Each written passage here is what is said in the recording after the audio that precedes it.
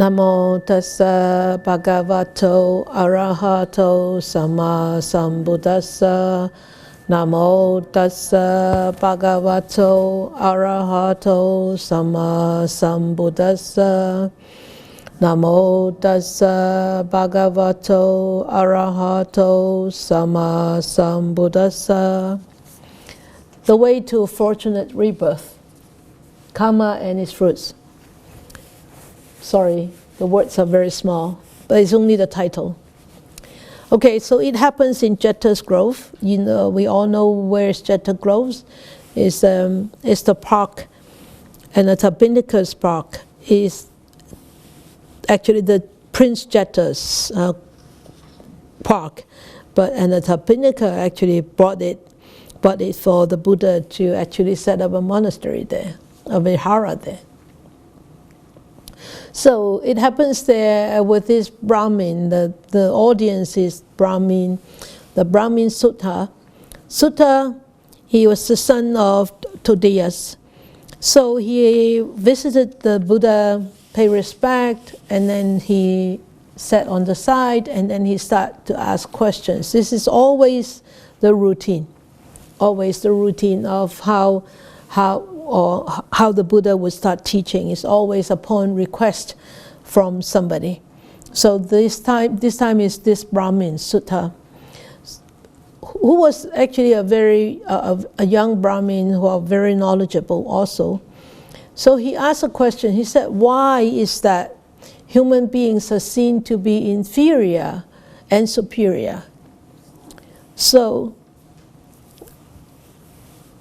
this is a question being put forth to the Buddha, and then he kept raising a few questions. So by what he means by inferior and superior, the Buddha said, the Buddha replied to this inferior and superior. But other than that, Sutta actually raised 7 more questions that we will start to look at how the Buddha actually replied. But let us look at how the Buddha replied to why would human being be considered inferior or superior. And the Buddha actually replied is because beings are owners of their actions. So in here, I have seen other versions of how to actually translate these. Is beings are owners of their own karma. So karma, we all know the word karma actually represents the whole philosophy about cause and effect. Right, the whole idea of cause and effect. So you can say also karma. You can use the law of causation to represent karma. So of course, as we have studied, there are dark karma or black karma. There are white karma. There are neither black or white karma. So we have studied that in the last couple of chapters. So he said also, heirs of the actions. So we inherit. Our actions, our karma, is actually our inheritance. So and this inferiority or superiority actually originates from these actions. So from this karma. And our lives actually, he said, the Buddha said, our lives are bound by these actions or these karmas, the results of these actions. And very sadly and very truly also is we take these actions as our own refuge. And we can see that around the world now. It's actually this last point is have their actions as their refuge. We can see that around the world right now. such a true saying from here. For example, if our actions of anger, or actions of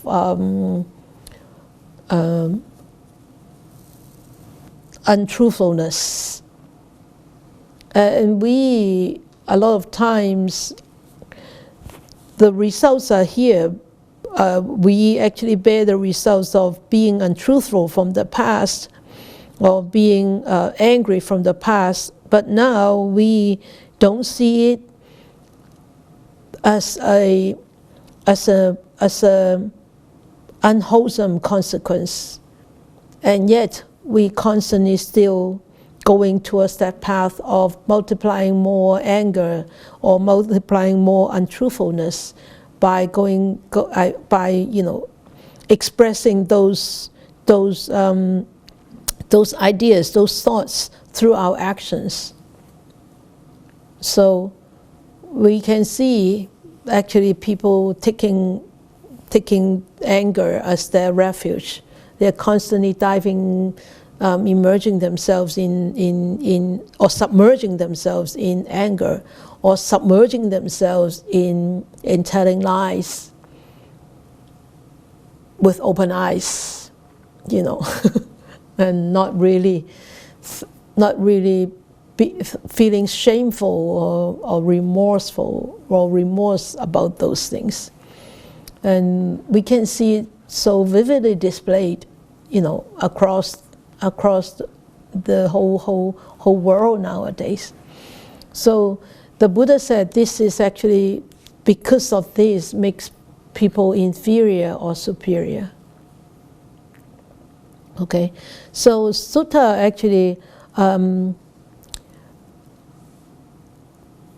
asked another question also. Besides this, he asked seven other questions.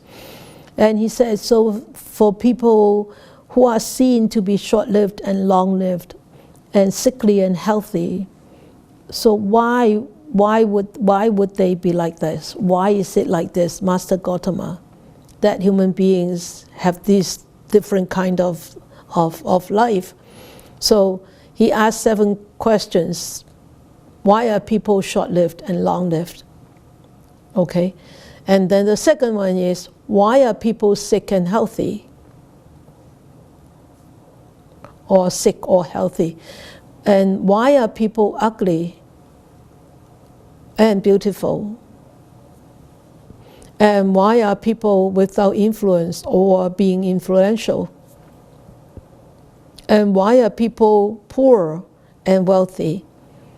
And why are people born low and born high? And why are people stupid and wise? So these are the 7 questions that actually Brahmin Sutta put to the Buddha. And after the Buddha actually explained to him that beings are owners of their actions, heirs of their actions, originate from their actions, are bound to the actions, have the actions as the refuge. And it is the action that distinguishes beings as inferior and superior, because the actions will bring results, right? But after even the Buddha told Sutta about this is the main cause, is the actions.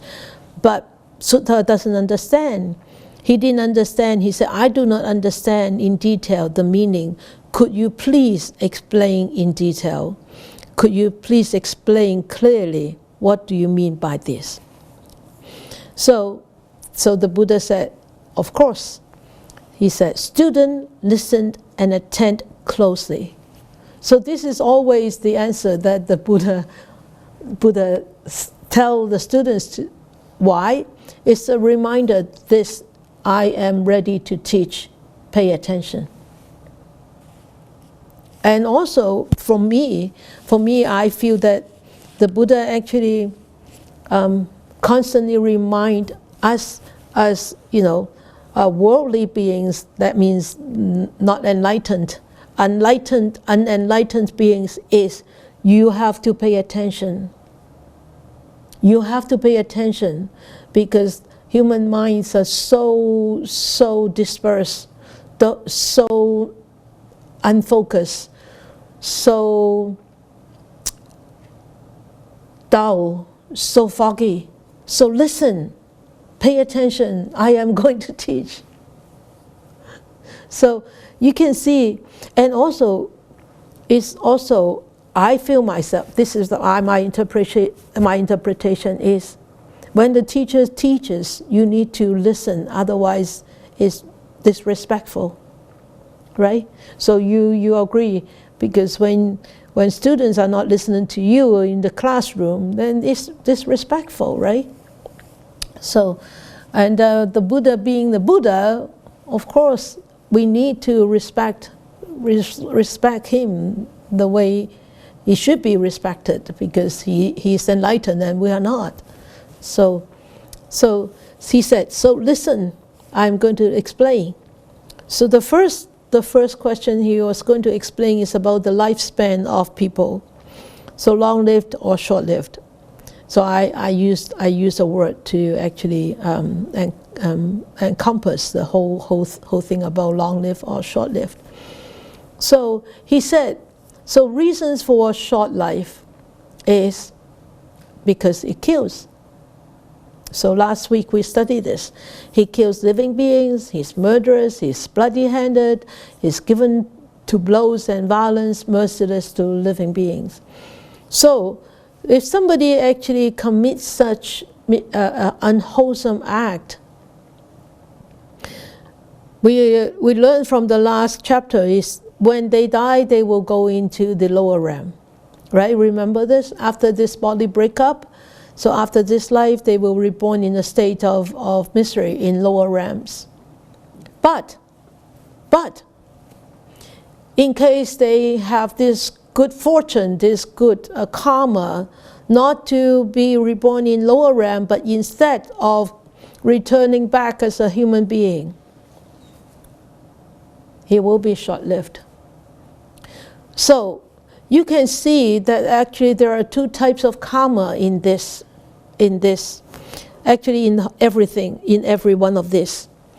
The first is the karma of killing will lead one to be reborn in lower realm. Okay? But in case, this is the first karma, this is the first type of karma, like possible karma that he will be reborn in the lower realm. But if he has the good fortune, if he has good, wholesome, other good, wholesome karma that allows him to be reborn as a human being, so that karma that allows him to be reborn as a human being doesn't relate to this karma of killing. It's a different type of karma, okay? Different type of wholesome karma that actually allow him to be reborn as a human being. He doesn't need to go into the hell's realm yet. But the lifetime that he became a human being, he will have a very, very short life. And that short life is the result of this killing. Understand? You frowned. I'm just thinking of my actions. Oh, okay. All right. Don't worry. It will tell eventually by itself. So you can see it's actually a very, very different a dilemma in here, okay? So if you have a very short life, then you have no opportunity or very little opportunity to encounter the Dhamma. Of course. That is, so the cycles go. Right? Yeah. So that's why I always constantly remind myself and also remind my students that being born as a human being is so fortunate, and encountering the Dhamma is doubly fortunate, and being able to practice and triply fortunate, and being able to be so close to a monastery and quadruply so fortunate, right? I mean, we look at it this way, and it's really not a blessing in disguise. It's a real blessing. It's a real blessing. And so, but people don't think that having a human life is so fortunate, because we haven't died and we haven't become an animal. We haven't experienced. Maybe we have, but we forgot about those past lives already. So we're so ignorant. We forgot about them, and we're so enjoying this life. It seems that I am so worried about all of your well-beings. I constantly ask, do you meditate 2 hours a day, or do you meditate twice a day? Like last half-day meditation, I said, who meditate twice a day? And only few people put up their hand. And I feel so urgent. In my mind, I feel so urgent. It's like, why are my students not meditating? Why are they not meditating? Because they don't see the imminence. They don't see this urgency that we could anytime we could just go like this. Sorry. Then wherever you are going, there's nothing you can do anymore. So that urgency. That's why I'm not shy of asking, do you meditate? Are you not meditating? I'm not shy at all. Every time I say, meditate, meditate. And even though they don't meditate, I would say, meditate, skip your meal if you don't meditate. But they still don't meditate. What can I do? Nothing I can do. Take away their cell phones. Take away their cell phones? Oh, yeah. Using supernatural power, right? Oh, break the cell phones. Oh, yeah, break up. But anyway, so reason for short life. This is the reason for short life. So reason for a long life is the opposite, right? So one abandons and abstains. I'm missing S. From destruction of life. So we all know from last. So I love this chapter because it's sort of like it's a continuous, not separate chapters talking about separate things. So one abandons and abstains from the destruction of life. That's why after death will be reborn in good destiny in heavenly world. And if they reborn as a human being, he is long-lived. So there is a reason for people longevity. There's a reason for people's short life. And that's really, really, really true. I've seen people, in this lifetime, they kill a lot. They kill a lot in the earlier part of their life, even though in the later part of their life, they become vegetarian. They take up the precepts, but still in the first part of their life, there was a lot of killing, and that killing, I could see that was the remnants from past lives. From remnants from the past life, and then this life, then they realized that, oh wow, this is not nice to kill, so they stopped. But still, they have to bear those fruits, and in this lifetime, for these people, I've seen that there are actually a lot of sickness in them, very sick, and constant sickness.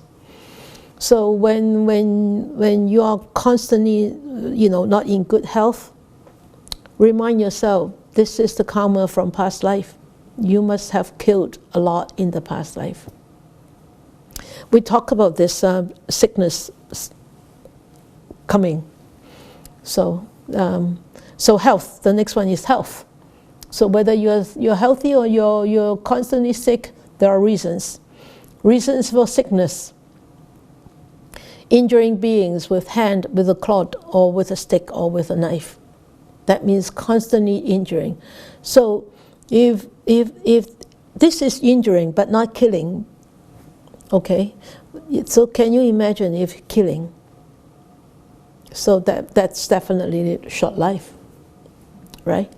So this is injuring, that means bashing them or whatever. And upon the breakup of the body, reborn in a state of misery. If they die, then they will reborn in the lower realms. But if they have good karma to come back as a human being, then they are, in the book it said, wherever he is reborn, he is sickly. So sickly. Is there such a word called sickly? Really? Oh, okay. That means very sick. All the time sick. Yes. Oh, okay. Sickly. So sickly. So this is actually what I was telling you about. I have seen people like that. Really very sickly, and very short life too. I mean, not very short life, but comparatively short life, short-lived in the early 40s, early 50s, so, and throughout the whole life, very sick. So we can see. So reflect upon ourselves if we don't have a healthy body, starting from young age all the way, when you grow up and all that. So remember, and it's a constant reminder that this is the karma from the past. And reason for healthy life is, of course, the opposite is do not injure beings with this hand with a knife and with the clod with a stick. And of course, after this body break up, reborn in good destiny, and if reborn into a human being, he is healthy. And you see this, some people they are healthy all along until they die. Little sickness, really not a big deal. But I have seen those people too. Or even if they have sickness, they recover quite speedily and quite well.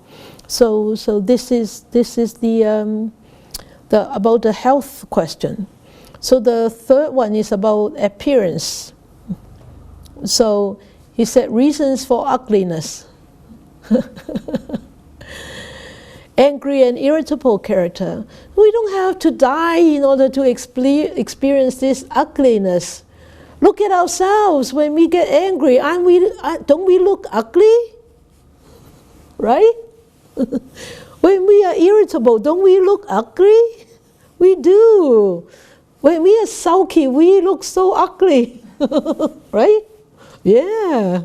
So we don't have to die and then reborn to look ugly. We look ugly right there when we get angry. So we know, okay?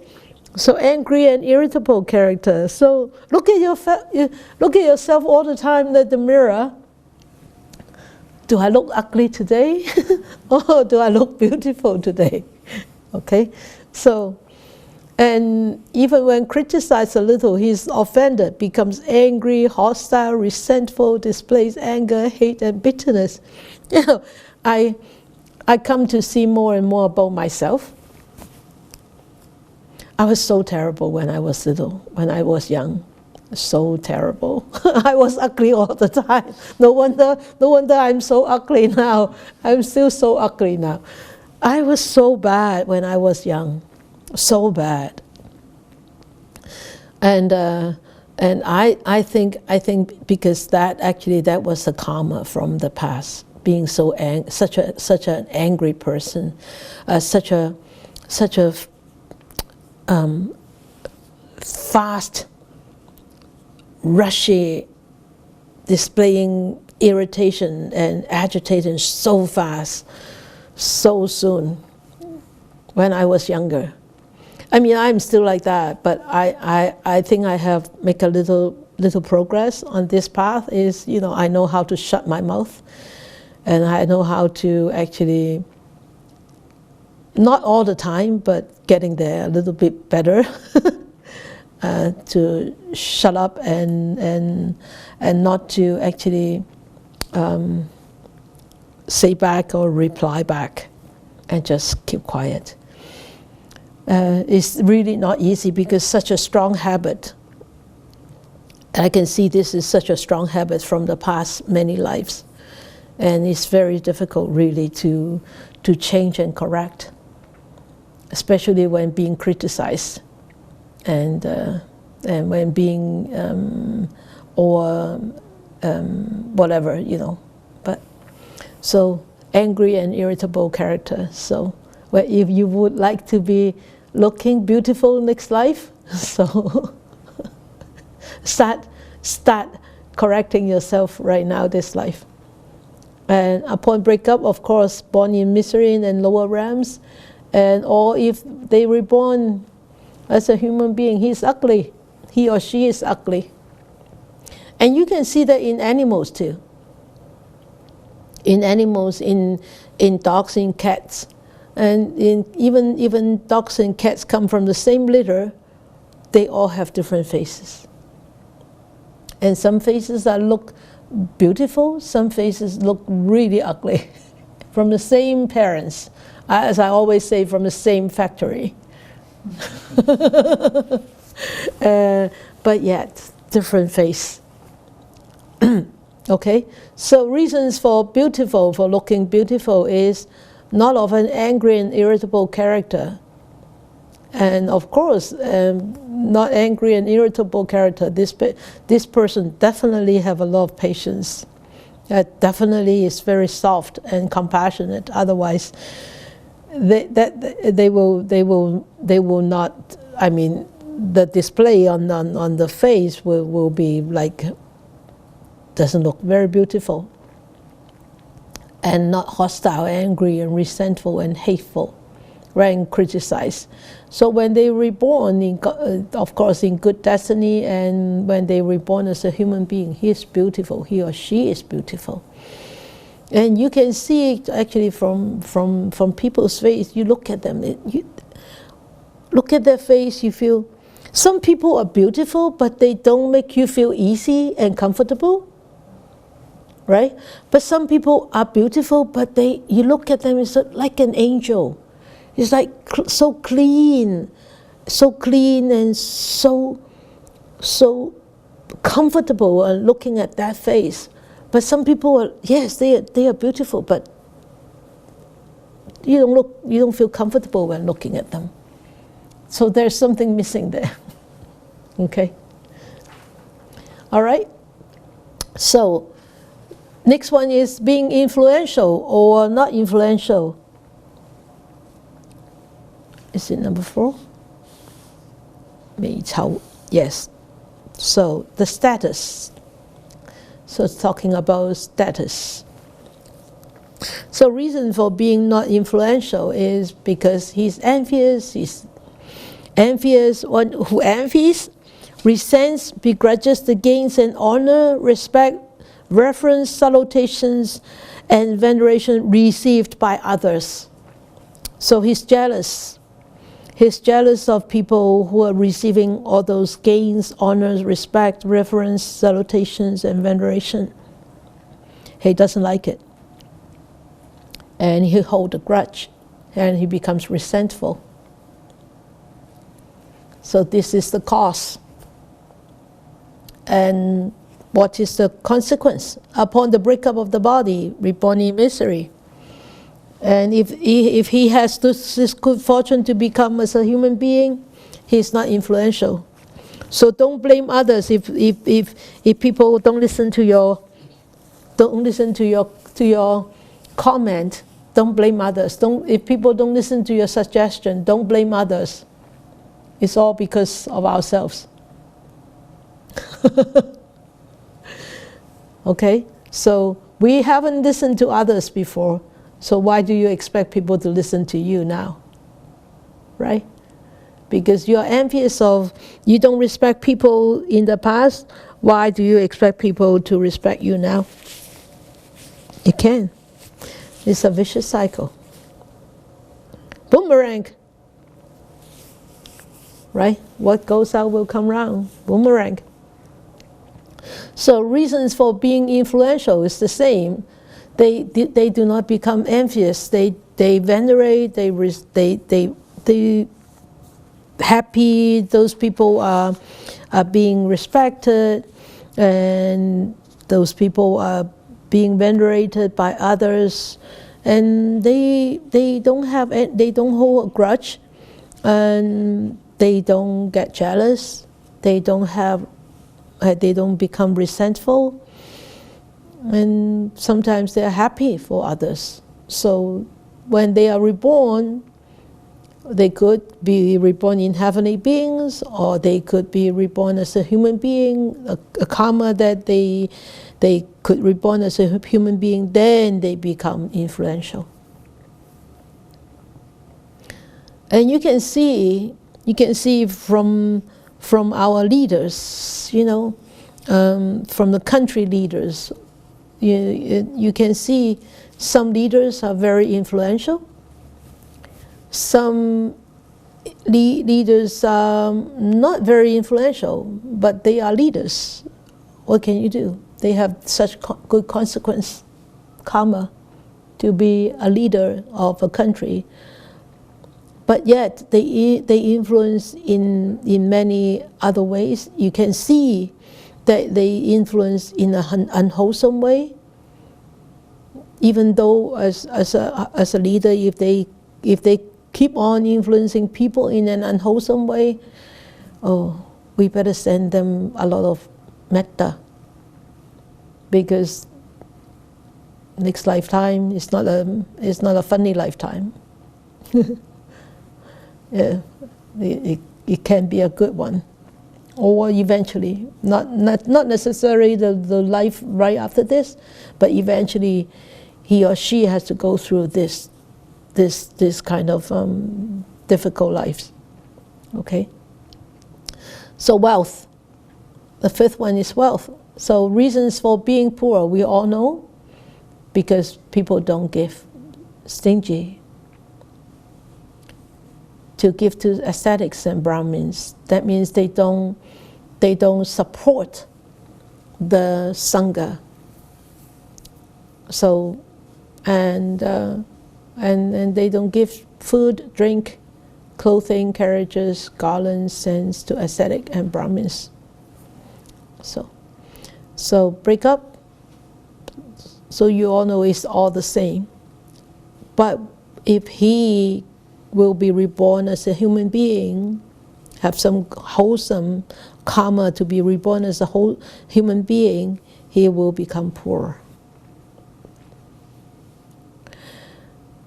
And so, of course, on the other hand, why would he be reborn as rich? Is because he give food, he bring lambs, he give drink, he brings clothing, he brings all sorts of offerings to ascetic and Brahmins. There was a story I told last week on Friday. By offering a flower, a drunk person having a flower on his ears, he got drunk. And he was born in the lifetime of a Buddha, and he got so drunk. But when he passed by, the Buddha was teaching, not Gautama the Buddha, but the other Buddha. The Buddha was teaching, and he sort of came to his senses, and he sort of sat there and listened to the teaching, and he was so inspired, he took the flower and offered. And just because of that, 91 eons of life, he was so rich, and he had such good fortune to be able to listen to different teachings. And then when Gautama the Buddha was born, he was so fortunate to be able to be reborn as a human being, and also became a bhikkhu. And one day, when Gautama the Buddha was teaching, and he was a bhikkhu sitting in the congregation, and there was an uproar from the other bhikkhus. Why would that bhikkhu had a flower on his ear? A bhikkhu should not decorate himself with a flower. So the other bhikkhus had an uproar about him. So they complained to the Buddha. And then the Buddha said to him, okay, take away that flower. So he took the flower out. Another flower sprang up, and he took another flower out. Another flower sprang up, and so the Buddha said, use your supernatural power, because he was an arahant. Use your supernatural power to remove all your flowers. So he actually used his supernatural power to appear in thousands of hands. Many hands keep picking the flowers, throwing the flowers, and all the flowers went up to the sky. And just because of one lifetime, he had this good fortune to be sober when he passed by one of the past Buddha's teachings.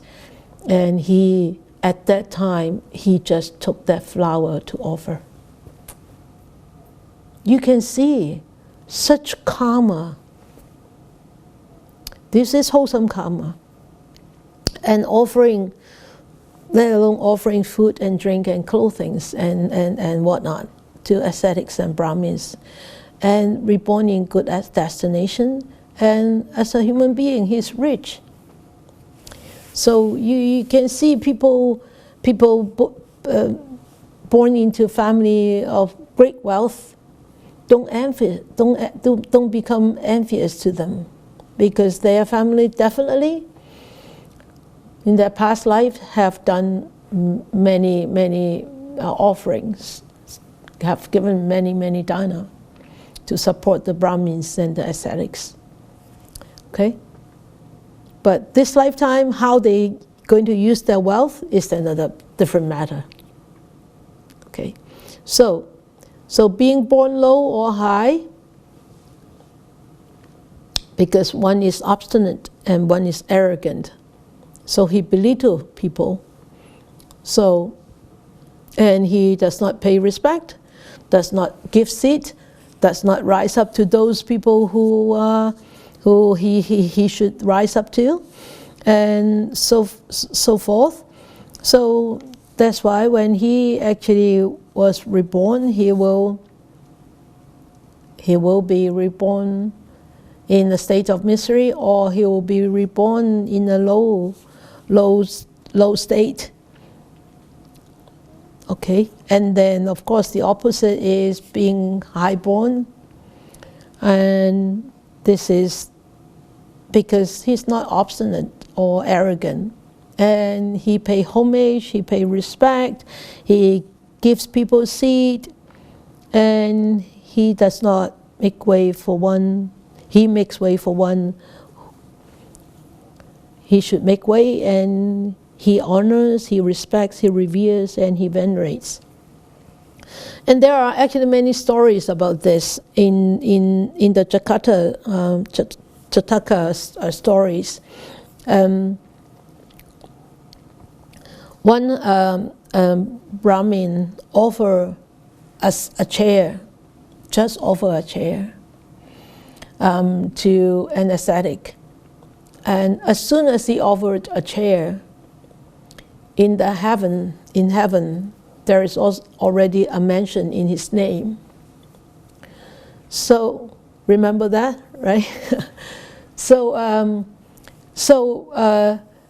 one day the secular god said, "How come they went into the heaven?" And said, "How come these mentions have got that name? And why? What did he do? What has he done in order to have this mention?" And asked him, "What have you done in your life to have this mention?" He said, "I haven't done anything." He said, I just offer a chair to an ascetic, to a Brahmin. I just offer a chair, just offer a seat." And so, don't underestimate any trivial good deeds that we are, any trivial good deeds or any trivial opportunities that we have to actually to show respect, to show care, to show loving kindness, to show compassion or consideration. Those, you think that those trivial opportunities, oh no, never mind, I'll do it when I have bigger opportunity. You never know, the big opportunity may never come. But many of these trivial little opportunities could make it to become a big opportunity. So don't give up any little opportunity. Yeah? Okay, so reborn in a good destiny will be highborn. So number 7, being stupid or wise. I'm so happy that Bhikkhu Bodhi used this word. Because we always use this word, but only when I came to Canada this is not a very rude word to use, but Bhikkhu Bodhi used it. I was told using the word stupid is very rude in Canada. No? You're not Canadian. I used it. So you and me are both stupid then. But anyway, yeah, unwise. Really rude? Really, huh? Yeah, in the schools we don't like it. Huh. But not in England, huh? We used those when we were I was studying in Britain. We used those words. When you refer to someone else and call them that word, it's an insult. But when you refer to yourself, it's humble. Stupid. Everybody understands. Okay, all right. So better use this word on myself rather than on others. Okay, okay. So stupid. Me. Okay, me, myself. Okay, so being unwise or wise. So, reasons for being stupid. Does not visit an ascetic or a Brahmin and ask question. What is wholesome? What is unwholesome? This is really stupid if they don't ask, right? That's why he used this word. Not wise, really. And what is blamable? What is blameless? And what should be cultivated? And what should not be cultivated? Yes, of course, this is not wise. And what kind of action will lead to harm and suffering for a long time? And what kind of action will lead to my welfare and happiness for a long time? So he doesn't ask these questions.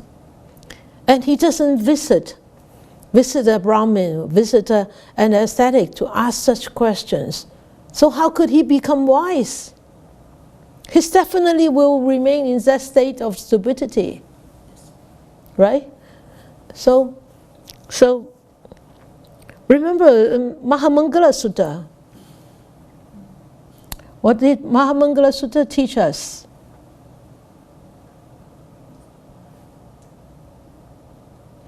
Seeing monks and then discussing about the Dhamma, right? I think so. Seeing monks and then discussing. Seeing monks and discussing Dhamma in a timely fashion, right? Yeah. Seeing monks and discussing the Dhamma in a timely fashion. So it's actually very important, okay? So you are able to see a monk, to see a nun, and listen to Dhamma or discuss Dhamma. This is actually leading to good destiny. I can see this is the precept. A precept? Oh, yeah. Yes, of course. Yeah, you can say it's a precept. Yes, it's talking about precept. And remember, we actually in here I can't remember which chapter. Remember what is blamable and what is not blamable? I think it's chapter 2, something like that.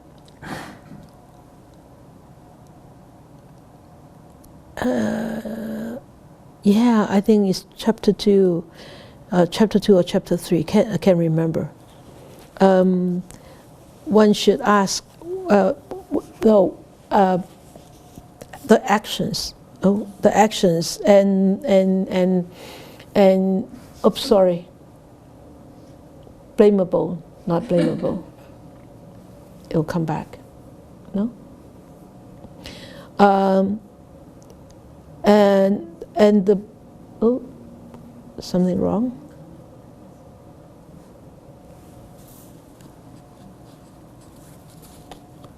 Yeah, there you go. There you go.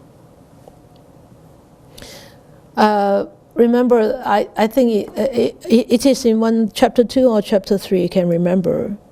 And the Buddha said, "Is it blamable? Is it blameless?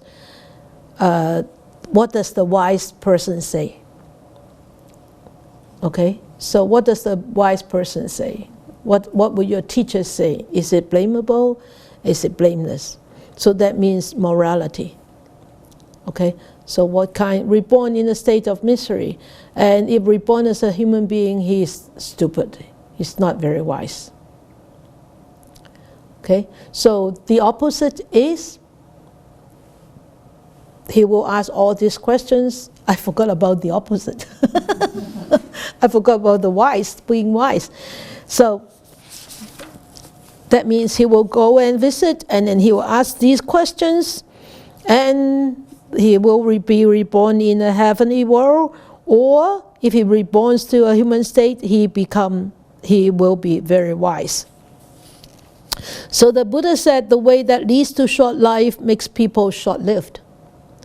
The way that leads to long life makes people long-lived. So those are all the causes of our existence right now, right here. So we have planted all these causes from the past, and these are the consequences that we are experiencing from those past causes. So at the end, the Buddha said, at the end, the Buddha said, beings are owners of their actions. So he repeated this as in paragraph 4. Heirs of the actions, they originate from the actions, are bound to the actions, have the actions as a refuge. It is action that distinguished beings as inferior and superior. And also, this is the habit of the Buddha too. He always sort of repeat what he started and concluded with that repetition, repeating that whole topic, so that it's sort of like he pounded into you once, twice, 3 times. Pounded, you remember, you remember, you remember. Not like me using a fist, but you remember. So Sutta at the end said, magnificent, magnificent. Let Gautama accept me as a lay follower who has gone for refuge from today until life's end. And throughout this whole book, you can see, or throughout actually in the Nikaya, many people who have, or definitely householder, right, who have listened, who have the good fortune to listen to the Buddha's teachings, at the end they are all convinced by the Buddha's teachings, and they wanted to take refuge and following the Buddha's path.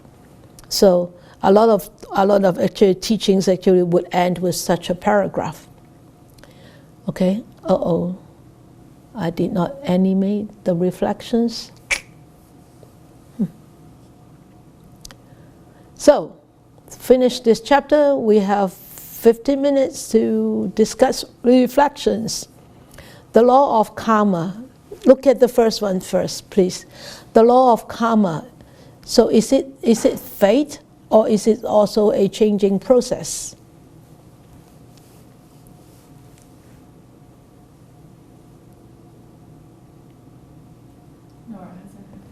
Nora. Can you unmute Nora, please? No, it's not fate. Fate means that everything's predetermined, and we're always doing different actions, you know. Some days we do good things, some days we do bad things, so it's always changing. Yeah, but what about this life though? You say it's predetermined, whatever we have now. So is it still fate? No, because what you know, we never know when our karma is going to ripen. And maybe an action I do now will ripen tomorrow, or maybe it'll ripen in the next lifetime. Yep, good. Very good, Nora. Good. Anybody else have any thoughts on this?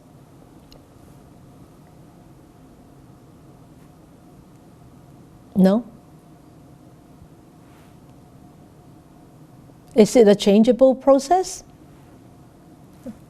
Of course it is, right? Yeah, of course. Okay.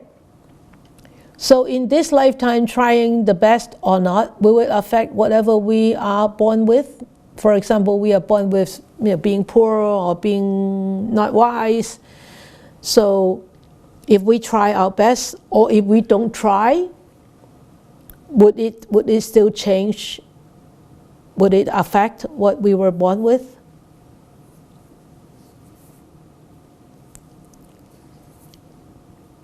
No? Yes? No? Irene?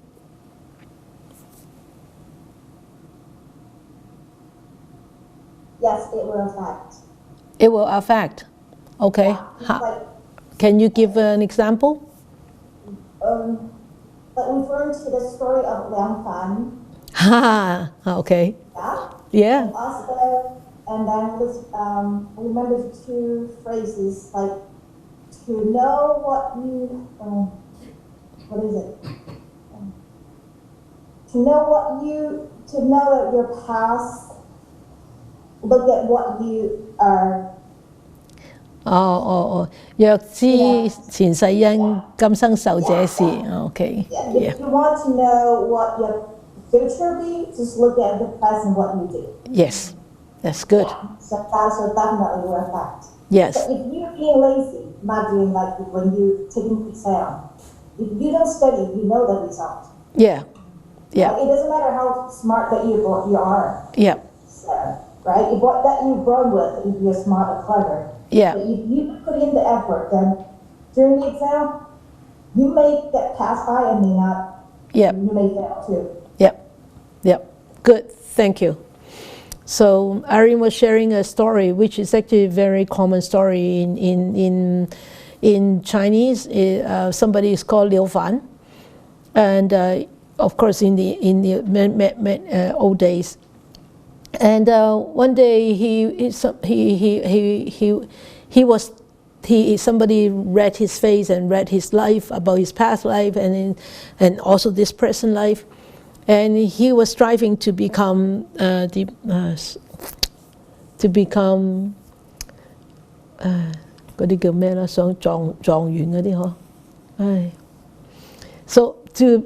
like a really esteemed status in the government. Okay.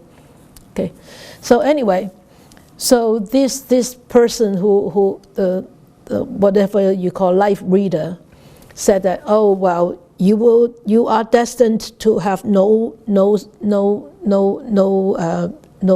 sons or daughters. You're destined to die very young. You're destined to be not able to get to these high-ranking officials. No way. In the old days, people go to write exams, and then if they pass, then they will be called into the government to be like officials. Okay, so he was very depressed because life reading is actually a very popular thing in China.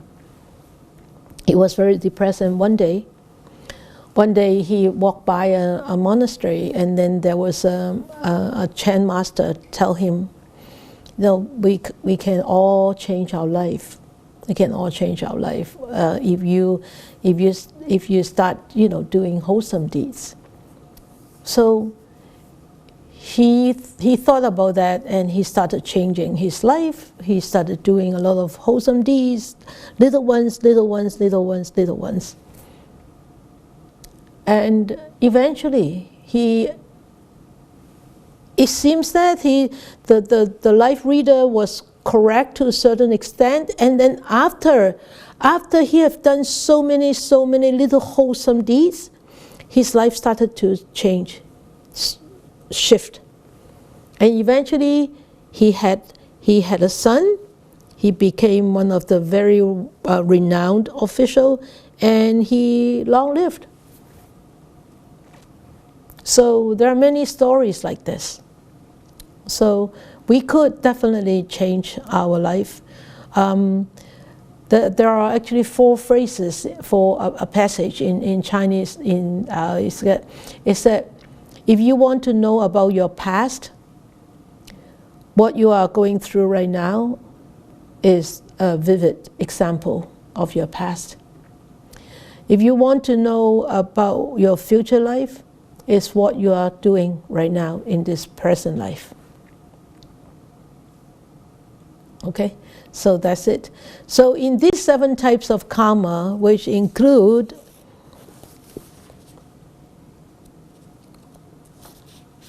first one is longevity, second one is sickness or your health, the third is your appearance, the fourth is whether you're born high or low, the fifth is wealth, the sixth is whether you're influential or influential and non-influential, that is the fourth, and then born low or high is the sixth, and then 7 is whether you are stupid or wise, that's 7. So in these 7 types of karma, which ones do you think belong to the outside, and which one belongs to the inside? Outside, that means outside of our physical existence, and inside, that means within here.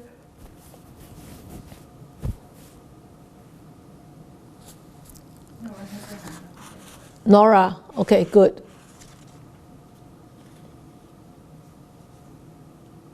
There you go. All inside, because everything comes from the mind. So your mind sort of influences what your actions are going to be, and your actions influence your karma. And the most important one is wisdom, because if you don't know about the laws of karma, how are you going to know what to do? Okay, that is for your future though. But what about the karma that one experiencing right now? If one is ugly and beautiful, is that in? Yeah. But is that in outside, or is that in inside? Inside, because if you're ugly, maybe good actions will make you more beautiful. You'll stop being angry, and then you won't look so bad. I like that, Nora. Huh? Miss Nora. Yeah. So longevity is, what do you think about longevity? Longevity, is it outside, inside? It's definitely inside, isn't it? So health, sickness, sickly or healthy is definitely inside too, right? Ugly, beautiful, it's ours, isn't it? But when you come to being influential or non-influential, it is an outside thing, isn't it? It is an outside thing. Or inside thing?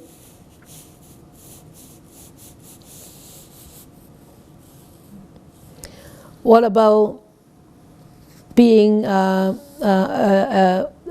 giving food and not giving food? You're giving to outside. Dana is outside, giving to outside. Yeah, distributing.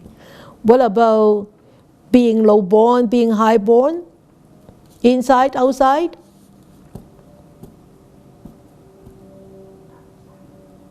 Outside?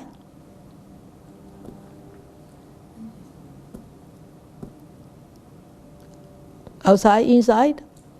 Outside, yeah. You're arrogant, isn't that an inside? You're obstinate. Obstinate and arrogant. But the result, this is talking about the result. Right. Okay. I'm trying to understand the inside, outside, like the outside, I think, is that what you're asking? Like, the world is reflecting that back to you. But if it's the inside, It's yours, it's like it's coming out from you, yeah, Yeah. yeah. So, what is the wisdom, the wise and the stupidity? That's definitely inside, isn't it? Right?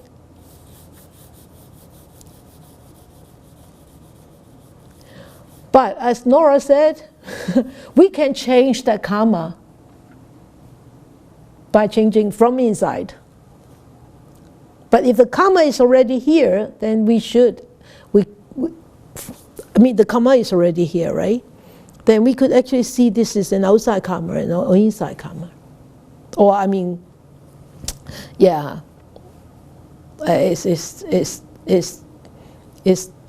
know it's so funny the way that I put this. But which one do you think you should pay more attention to?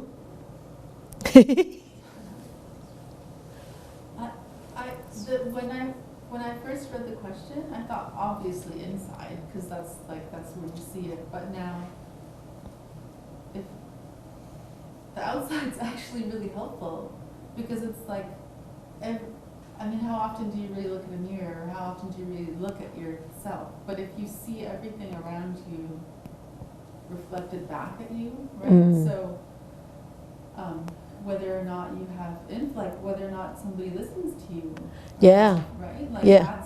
that's immediate. That's like constantly there. Influential and non-influential. That is an outside thing, isn't it? Influential and non-influential that is an outside thing. This seven, just one is inside. Which one? Wise, Wisdom. wisdom. Inside. Just one, yeah. Okay.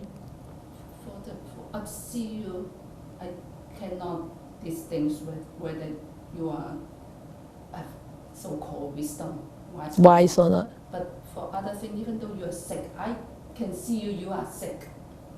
It's definitely the outside thing. Outside you can see. Outside appearance. Yeah. Influential is also outside. Yeah. So there's a more abstract. You what? More abstract. This More abstract, yeah. More abstract.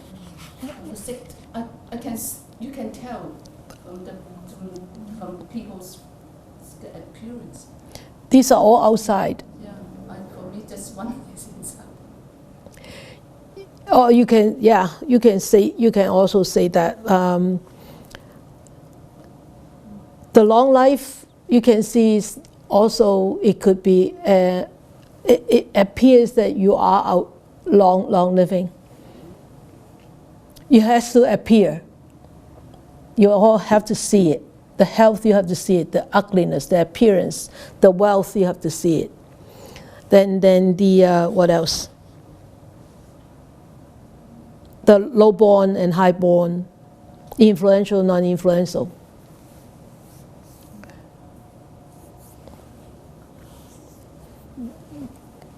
I can agree with her, but I have some doubts too.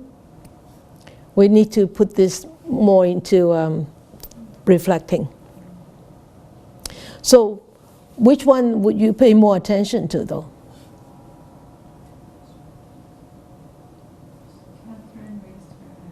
Catherine raised her hand. Okay.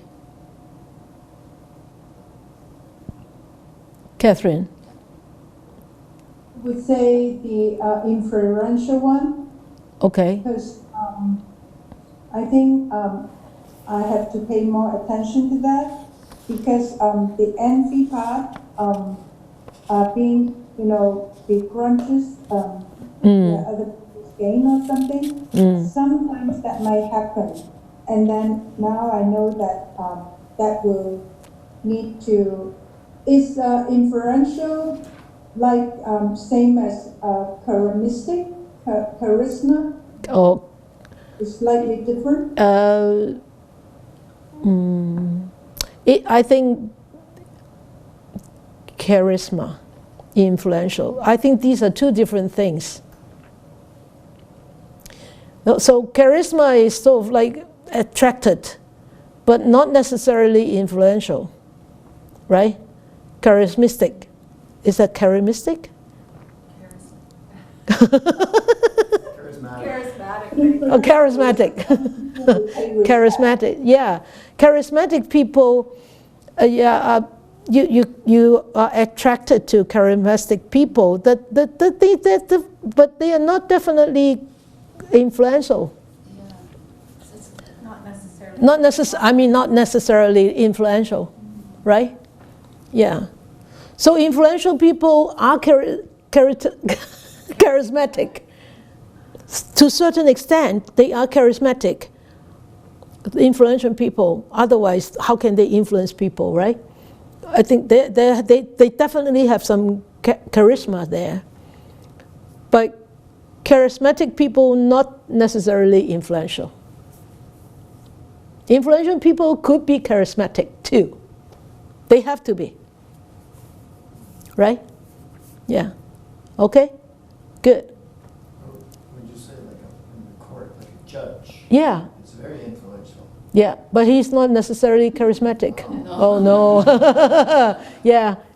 Galen said that, for example, in a court, a judge definitely is very influential, but not necessarily charismatic. Right? Yeah. And a movie star could be very charismatic, but not necessarily influential, right? We say influential here is actually influential in a positive way, not in a negative way. Okay? So think about these questions. Think about these reflections. I like these reflections very much because it allows you to actually process the teachings more. Okay? So we will dedicate our merits. May these blessings extend to all, that we with all the other living beings together will attain the Buddha way. And may we wish more and more people will encounter the wise words of the Buddha, study them, understand them, practice them, and help themselves to liberate from their own entanglements and attain the true and ultimate freedom and happiness.